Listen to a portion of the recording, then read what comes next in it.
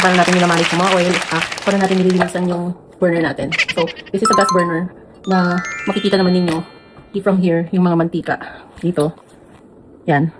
So, pati doon, yan ang papakita natin. So, every time na magkaroon ng magluto ng may mantika o mamantika, so guys, ang ginagawa natin is pupunasan natin ito ng paper towel.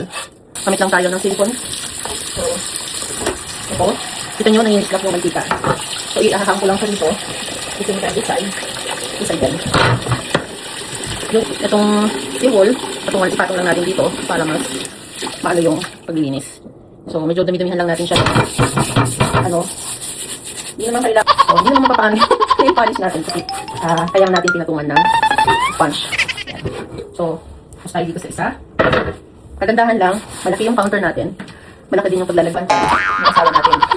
Ayaw niya nang madumi. Ayaw niya. So, unahin natin yung food. Ayan guys, kasama ang food sa paglilinis. Parang kung nagtatrabaho ka sa restaurant, food din nililinisan. So, yeah, pati walls.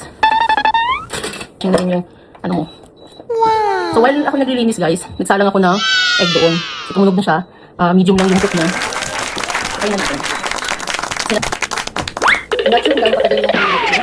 Pero, proven naman na pag ininom mo, madaling balatan yung egg. Kapit ko lang yung kanan. This side. So, natatanggal din ito. Pero ito kasi hindi naman nagagamit. So, pupunasan lang. So, right now it's already 7 minutes. Mag-start tayo ng cleaning. Pero, medyo mabagal pa akong pagpupunas nito. Pero kung tutusin, hindi tahanan ng mantika. Wala na. So, kunin mo na lang yung mga sides and then this side.